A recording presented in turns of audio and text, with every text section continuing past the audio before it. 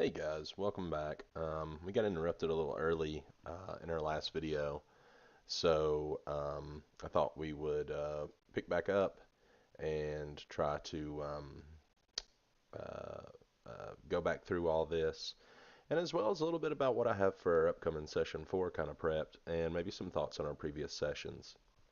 So, a lot back into it. We left off looking at the Strahd sheet here. This is just something I can use to help me play Strahd. I want to be able to make this guy terrifying, of course.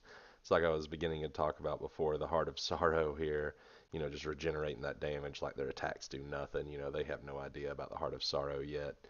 His charm and his DC with that, his Children of the Night summon and stuff, his shape changes.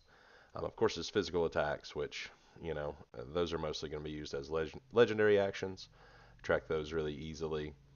The legendary resistance, track that as well. And then his spells, I put the three main attacking spells here, their average damage, um, as well as, the spell level, as well as, I can track the slots I've used.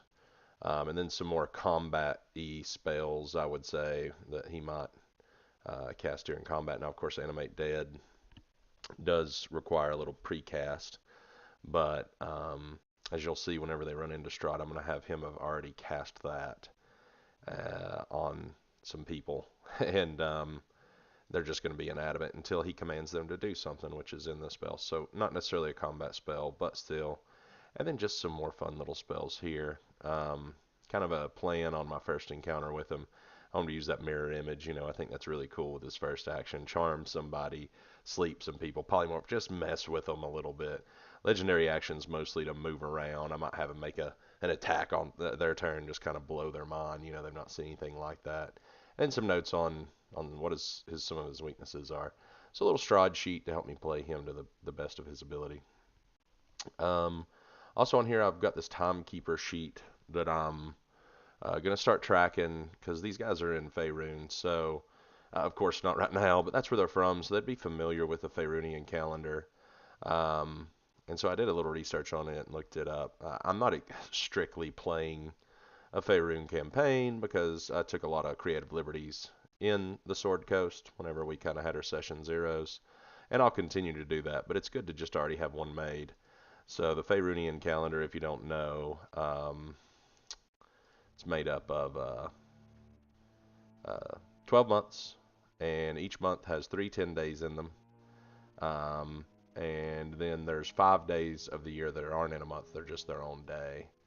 So I've kind of got planned out here. Um, when everybody's story started, I've got a little handout I'll give them whenever I go over this. But for example, Gertok left his clan on the 18th of Chess. Onda arrives at Baldur's Gate on the 3rd of Tarsak. Aaron leaves home on the 4th of Tarsak. Onda and Aaron arrive at Fort Mornlord on the 8th. Valandris gets his vision on the 10th. And then the 15th is kind of when everything goes down. They meet up in the Durst Manor through the fog. The 16th, they escape the manor. The 17th, they're in the woods. Well, they're on the road, and then they go through the woods. And so we'll join them session 4 at the ending of the time on the 17th, the ending of the day, and going in to the 18th. Uh, so, so the next encounter or the next uh, time we see them will be end of 17th of Tarsak and the 18th. And I assume they're going to try to bed down soon and regenerate some of those hit points from all those wolves fights and things like that that they had to deal with on the 17th, the session 3. And of course, in Barovia, going into those woods is a rather terrible idea. We didn't really get lucky as a DM with the random encounter rolls, and so there exists in the back of my mind something that maybe I should have just said forget the random encounter rolls and forced them back to the road, but I hate to railroad. So I let the dice do the talking. They made it pretty far into the woods. I really like how I'm going to handle the map of Barovia. So a character right now, let me just show you. They have no idea where they are. So I think it's really cool to not give them a full map. And they're in the woods. And so this is all that they see, just black everywhere. except, where they've been. And so they don't know how far this forest is going to go. They have nothing like that, which is really cool. Now, of course, if you've played with players who've played Strahd before, looked through the module and stuff like that, that know the general outline of it. But for me, these guys have no idea. So it's really rather cool that they just know they're going through the woods. They don't know when these woods end. The fog creeps in, prevents sightlines from coming too far, especially in the thick woods. So I've really been revealing what they see as they go and track this wolf. So like I said, I thought, man, maybe I should be kind of encouraging them head back to Barovia. I think Strahd would eventually step in, but for one little day of running through the woods after this wolf, I think it's okay. Now on my next session, I did let the dice speak here because they're going to try to take an 8-hour long rest in the middle of the woods in Barovia. And every 30 minutes you roll on that random encounter table, and a 15 or higher results in a random encounter. So, I rolled 16 times for 8 hours and 30 minutes. Every 30 minutes an encounter, and I just tracked it down. Actually, in my prep here. So if they bed down at 10 and they're going to plan on getting up at 6, then I almost did it. Here, let me side by side here. So, no encounter at 10, no encounter at 10:30, so on and so forth. We got an encounter there at 17. I rolled needle blots, which is actually perfect. Like I talked about before, it'll help Erin kind of connect to this place, and maybe she can get excited about, hey, there's hope in sight for me finding a answer to the blot here. So that's pretty cool. And then they're going to get some sleep. And so I'm expecting these watches to be pretty fun. No encounter, no encounter, no encounter. And then you can see the last few rolls I made were just brutal. So, they're going to get, I rolled a corpse on one of them, which in the module it says, if you roll this and they're traveling down the road, you do this as an encounter, otherwise treat it as no encounter. So that one's not going to count. But then they're just going to be hammered between 3 and 5:30. So they're not going to get their long rest. They're pretty tired. They've expended a bit of resources. Gertok's fairly healthy, but some of the characters here are hurting pretty bad. I believe Valandris is down to 8 hit points. He is. So, they're going to have to really be careful here. So the next one's the Berserkers, which is going to give me an opportunity to have Gertok get excited about something besides his direwolf. I've kind of got the Berserker. I just recently watched The Northman, which is a fantastic movie by Robert Eggers, so I've kind of got them talking a little bit, man beast and stuff like that. It's very barbarian Berserker like, so I think that's pretty cool. And so whoever's on watch, they're going to come up and ask for Gertok in their own little way. And then they're going to reference Bloodhorn and Sangzor, which is going to come up later in the campaign. This is a really cool little random encounter somewhere around Solinka Pass. So that will be very cool. And maybe a callback to that. And then, I've got some funny stuff here that they're going to do. But basically, he's going to say, like, closing eyes in the forest is stupid. You guys are going to die here. Which is perfect because he's the first one of these encounters. And I hope this one's non-combat. But we'll see. But then afterwards, they might finally get laid back to down, just barely get to sleep. Bam, zombies. If they defeat them, they're not going to get their long rest. They're going to be exhausted, which of course they'll have to roll. When 6 a.m. rolls around, they're going to have to roll DC 10 Constitution or suffer from exhaustion because they went without a long rest in a 24-hour period. So I'm hoping this, him telling them that. I'm also going to play up the horror in the woods before they go to bed. So before I was the mist, the creeping trees, the dense trees, sense of evil in the woods. I tried my best, but not hard enough, I guess, because they weren't that afraid.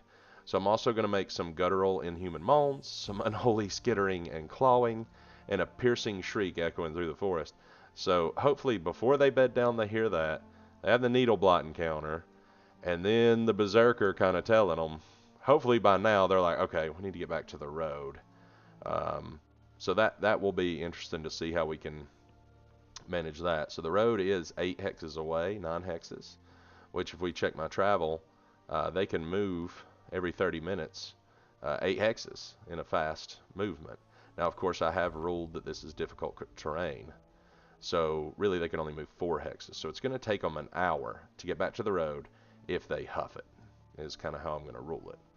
Now once they get back on the road, they can try to rest there again. We'll roll out some more random encounters. We'll have to wing that as we go, which is part of the fun, of course. But if they do manage to get their rest like they did the first night, which I was a little lenient, they just got out of the Death House. And of course the module isn't written for Death House to be the way into Berovia. So I did special rule that a little bit and was going to allow them a rest there. I did have a few random encounters, if you remember, but not enough to break anything up. And then after that, we are planning on, of course, going down the road here and revealing, and then they're going to get to the Gates of Berovia. That's the hope. That's the hope. I've got such a cool little encounter planned for them there. I've described the gates, and then I, of course, described someone sitting on the hilt of a southern sword, which is this large statue. I'll actually show you the handout of the Gates of Berovia, so you can kind of picture this. They're coming into the area, finally into, Berovia, and sitting up there is going to be Strahd. And as he approaches, he's going to be, welcome to Berovia, this is Mon. And then I have him, if you've watched any of the Session Zeros, Onda has a first mate named Guinevere who disappeared in the fog. She's very attached to her. And Gertok had a clans member named Sherog who was in love with him. And he didn't reciprocate it, so he's not going to be quite as devastated as Onda. But either way, these two are important NPCs from earlier sessions. And of course, Strahd's going to be like, usually people who come, don't find so grand an entrance. And he's got these two crossed at the bases of the Gates of Berovia, sitting there dead. And apologize about that. Something happened there. We disconnected, but it looks like we're back good to go. But yeah, I'm going to have him taunt them. Oh, did you know these two? Oh, if I had known you were friends of my guests, I would have taken, greater pleasure. Laughs, and then he's going to drop to the ground all cool. And like I said, I've got his first little fight here planned out on my Strahd sheet. Just mess with them a little bit. Just have fun with them.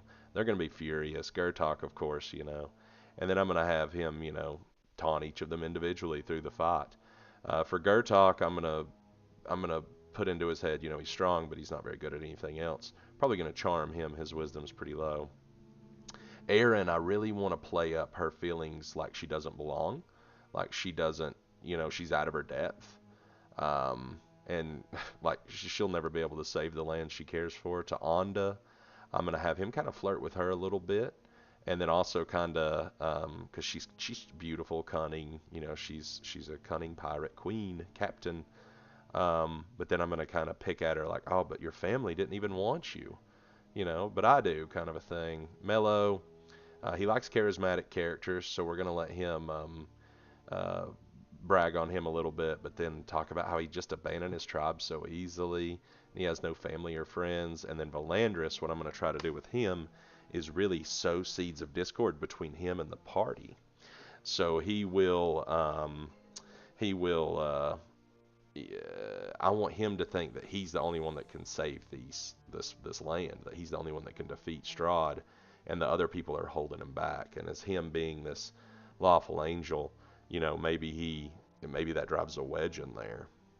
And then after toying with him, he's gonna tell, hey, I can't wait to make y'all dance. I hope these let's see if this, I hope that you guys are entertaining. And then, like I mentioned, he's already casted to animate dead on Sherog and Guinevere. So they're already back to life. They're just hanging there. And then he's going to command them to attack, and then fly into mist and fly over the gates. So it's going to be just their first session with him. I'm very excited about that. They'll have to kill 2 zombies there. I have the Gates of Berovia battle map ready to go, which I think is really nice. Credit to the Discord, or the Reddit, Curse of Strahd. And of course they can't see these zombies yet, but the party will be here. Strahd will be messing with them, and that'll be great. So now that's if they go that way. If not, I'll find a way to make it work somewhere else. That's what DMs do. I mean, they might come out this way and make their way over the fields. Who knows? But I definitely am trying to do that. And then afterwards, um, they're going to have that random encounter at sea here, which is, they catch the sin of death and they can follow it and find a corpse with a letter. That gives them a little bit of backstory, um, dated a week ago. And then if they continue on the road, we'll arrive in Berovia and allow that rest. So that's kind of what I've got planned. The village of Berovia, I've got a bunch of notes on a few things. Of course, Lancelot is uh, going to go toward Mad Mary's because Lancelot from Death House, the dog, was Gertruda's daughter. So that might help him a little bit here. The Burgomaster's Mansion, Arena, I can't wait to roleplay her some. The church encounter, that's going to be so cool if they do him Barry. I do plan on another Strahd encounter, so I've got a little bit on it. Maybe a special event. Want to run the the children food, of course. So we've got some cool stuff planned in the village of Berovia. If we definitely won't make it there in this next session. I mean, even if they bam, bam, bam, bam, there's so much planned here, and they might miss some of it. I'll have Strahd appear maybe uh, somewhere. We can make all this work. I do want them to realize they're in his land now, and he's got them there, and he wanted to bring them all there and everything like that. Kind of one final thing is, um, when the party first long rests in Barovia, I do want um, Valandris's angel to come to him in a vision, because that's what started him on this quest. And I'm very excited about that because um, it's not going to get through right. Strahd's messing with it, which he can do if you read the module. Valandris won't know that, but to him it's going to look like it's struggling to get through to him. And then it's going to be, the land's cursed and tainted. All who come here aren't your friends. They've done terrible things in the past. Siding with them will be a mistake. Watch them closely. You and you alone are chosen to free this land. I suspect the others were brought to stand in your way. Be wary, trust none of them. Defeat the dark powers of real. So it's Strahd once again driving that wedge between Valandris and his friends. And Barovians are really going to like Valandris. By any means necessary, kind of a deal. So they're going to see him, and they're like, he's an angel. He's the morning Lord come to save us. And so we'll see about all that. I do have some broader. I'm not sure why it keeps interrupting, but yeah, tied to the Dusk Elves, which will be cool if you know anything about them. Of course, all the women were killed a long time ago. I'm going to kind of edit that a little bit to where they weren't killed quite so long ago. Because Anda's mom will be a Dusk Elf. And then, of course, she dies, and it was Strahd's evil magics killing all the women, that turned Anda into a tiefling. So it's not rules as written exactly, and most of my campaigns aren't, but it will be a cool little tie-in, and Casimir is the fated ally, and I'm going to play him up pretty good. He's going to be cool. So, and of course, the Vistani got Anda out, and so on and so forth. That's kind of what I had planned for her. So a bunch of cool stuff here for this next session. I'm very excited about it, if you can't tell. I really hope this knot that we start it with, because we're going to start, like I said, Timekeeper, I'm going to do a little better job of managing the sessions and the times and everything like that. We're going to start on the 17th of Tarsak, technically at knot. Probably around 9 p.m. Allow them some time to role play a little bit again, because that was fun. And then they go to bed, and then we'll see how the encounters go, if they do manage to go back to the woods, if they go somewhere else. And then at the end of Tarsak, if they make it that far, the green grass, it's a little holiday. I have two things planned, Gertok. The Orc clans particularly, if they worship a certain deity in Forgotten Realms, which his clan would have, they celebrate green grass in a certain way. And Erin, her little druidic culture, with Sylvanas, of course, being a big deal, has a little thing she might do on that day. Just some fun stuff way down the road. That's 12 days from now, so who knows, lots of sessions and things like that to go with. Um, but yeah, I've got a ton of other really cool ideas for some of these other places. I'm really excited about Argynvost, and we'll talk about that in the future, of course, on this. I just kind of wanted to lay out some of the stuff I do in prep and kind of some of my thoughts on the module. First time running it, really, we're all pretty inexperienced. So we played some 3E back in the day when we were younger, and we played Rime of the Frost Maiden 5E, but it was our first time on Roll20, absolutely first time. And we had quite a few sessions, and it was fun. But there was a lot of things that I learned that I've done from the beginning here, and I'm still learning. Um, but we're excited. We had a good time last session, probably the best session yet. Looking back at the sessions, the session zeros were all really cool. Allowed some personal one-on-one. Mellows was my least favorite. I kind of, he didn't have a ton to do in his. That performance made up a bunch of his, and then a little vision quest. I mean, it just wasn't a lot of agency for him. Gertox was great. Aaron's was phenomenal with Puck, and I can't wait to bring Puck back. And Onda's was great with the haunted visions and the fortune telling. That was a lot of fun. And Guinevere.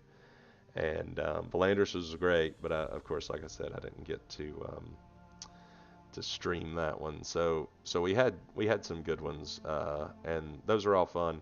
It was bringing them together in the Death House. It was a little rushed. I was rushed getting on that day, and then Gertok does what Gertok does. So he ran through the house, missed a lot of exposition and backstory, which was unfortunate, but it's okay because they ended up out of the house, level 3, healthy, in Berovia, and that third session, when their first day in Berovia, was a ton of fun. So we're kind of feeling it. We're getting into our own now. Allowed them to role play together a little finally, which is really how I should have started it looking back rather than just dumping them in a dungeon. But that's okay because I think it can only get better from here. So I'm excited about it, and I'll see everybody Saturday. We're gonna 6 to 9:30 ish again, and like I said, you guys kind of already know what I have planned, and then you can watch Saturday, and we'll see how it goes. Um, Thank you guys very much. We'll see you then.